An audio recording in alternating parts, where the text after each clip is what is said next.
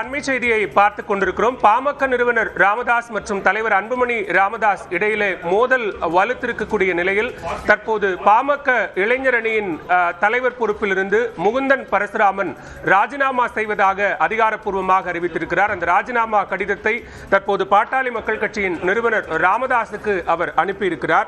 அந்த கடிதத்தில் அவர் குறிப்பிட்டிருப்பது, பாட்டாளி மக்கள் கட்சியின் இளைஞர் அணியான பாட்டாளி இளைஞர் சங்கத்தின் தலைவராக கடந்த 26/12/2026 நாளில் தான் நியமிக்கப்பட்டதாகவும் சொந்த காரணங்களுக்காக அந்த பொறுப்பிலிருந்து விலகிக் கொள்வதாகவும் குறிப்பிட்டிருக்கிறார். மருத்துவர் ஐயா அவர்கள் தான் என்றென்றும் எனது குலதெய்வம் என்றும், மருத்துவர் அன்புமணி ராமதாஸ் ஆகிய தாங்கள்தான் எங்களுடைய எதிர்காலம் என்ற உணர்வுடன் தொடர்ந்து கட்சிப்பணி ஆற்றுவேன் என்று உறுதியளிப்பதாக அந்த கடிதத்தில் முகுந்தன் குறிப்பிட்டிருக்கிறார். இந்த ஆண்டு 2025 புத்தாண்டு பொதுக்கூட்டத்தில் முகுந்தன் அறிவிக்கப்பட்ட போது மேடையிலேயே கடுமையான எதிர்ப்பு என்பது அன்புமணி ராமதாஸால் எழுப்பப்பட்டிருந்தது. இது தொடர்பான கூடுதல் விவரங்களோடு இணைகிறார் சிறப்பு செய்தியாளர் கோகுல்.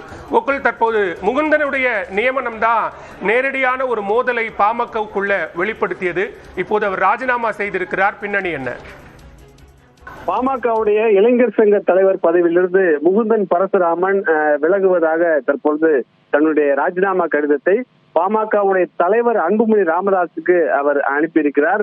குறிப்பாக மருத்துவர் ராமதாஸ் பொதுக்குழு கூட்டத்தில் முகுந்தன் பரசுராமனை இளைஞர் சங்க தலைவர் பதவிக்கு நியமிப்பதாக அறிவித்திருந்தார். அதற்கு அந்த மேடையிலேயே அன்புமணி ராமதாஸ் எதிர்ப்பு தெரிவித்திருந்த நிலையில தற்பொழுது முகுந்தன் இளைஞர் சங்க தலைவர் பதவியிலிருந்து விலகுவதாக அறிவித்திருக்கார்.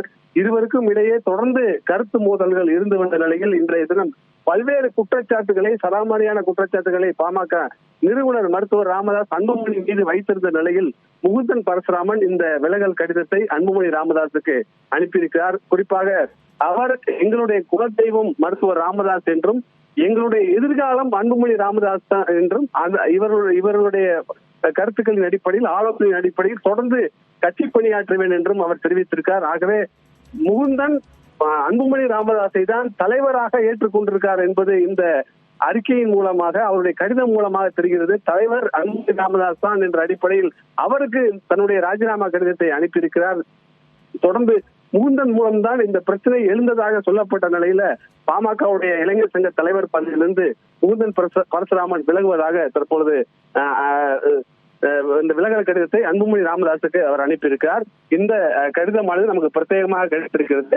தொடர்ந்து முகுந்தன் பரசுராமன் கட்சி பணியாற்ற இருப்பதாகவும், நேற்றைய தினம் கூட கௌமியா அன்புமணியோடு விழுப்புரம் மாவட்டம் நொளம்பூர் என்ற கிராமத்துல ஒரு நிகழ்ச்சியில, கட்சி நிகழ்ச்சியில் முகுந்தன் பரசுராமன் கலந்து கொண்டார். இருவரும் கலந்து கொண்ட நிலையில இன்றைய தினம் இந்த குற்றச்சாட்டுகளை மருத்துவர் ராமதாஸ் வைத்திருந்த நிலையில் முகுந்தன் பரசுராமன் இளைஞர் சங்க தலைவர் பதவியிலிருந்து விலகுவதாக தற்பொழுது அதிரடியாக அறிவித்திருக்கிறார்.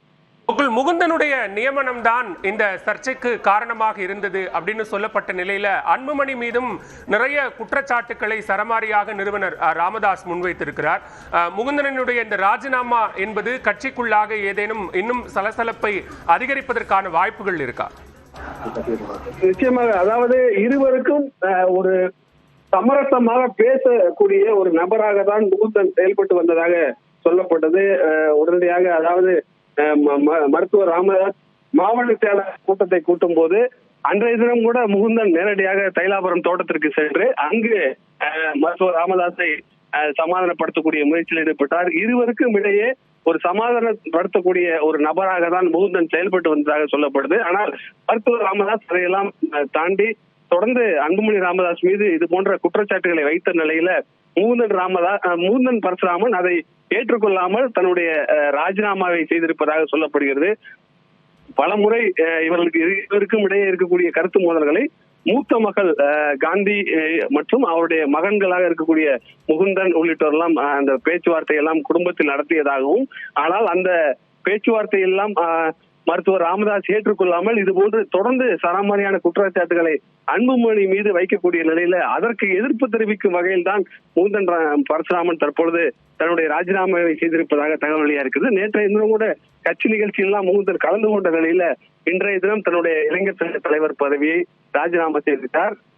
இதில் முகுந்தன் மூலம்தான் இந்த பிரச்சனை தொடங்கியதா என்று ஆரம்பித்து அந்த கருத்துக்கள் எல்லாம், அந்த விவாதம் இருந்த நிலையில இன்றைய ராமதாஸோட பேச்சு என்பது தமிழ்குமரனை நியமனம் செய்ததிலிருந்து அன்புமணி ராமதாசுக்கும் மருத்துவர் ராமதாசுக்கும் கருத்து மோதல் இருப்பது என்பதை உறுதிப்படுத்துகிறது. கூட்டணி பேச்சுவார்த்தையில் இருவருக்கும் கருத்து மோதல் என்பதை உறுதிப்படுத்துகிறது. சேலத்தில் நடந்த கூட்டத்தில் என்னை பேசக்கூடாது என்று அன்புமணி சொல்கிறார். அது போன்ற கட்டளை எடுக்கிறார். நிர்வாகிகள் கூட்டத்தில் நிர்வாகிகளை பேச விட மாட்டேங்கிறார் என்ற தொடர் கருத்து மோதல்கள் தான் முகுந்தன் மூலம் ஒரு முற்றுப்புள்ளி வைக்கப்பட்டிருக்கிறது. முகுந்தனுக்கும் அதனுடைய தொடர்ச்சியாக தான் முகுந்தனுடைய நியமனத்திலும் அந்த மோதல்கள் இருந்திருப்பது இன்றைய ராமதாசுடைய பேச்சில் மூலம் தெரிய வருகிறது.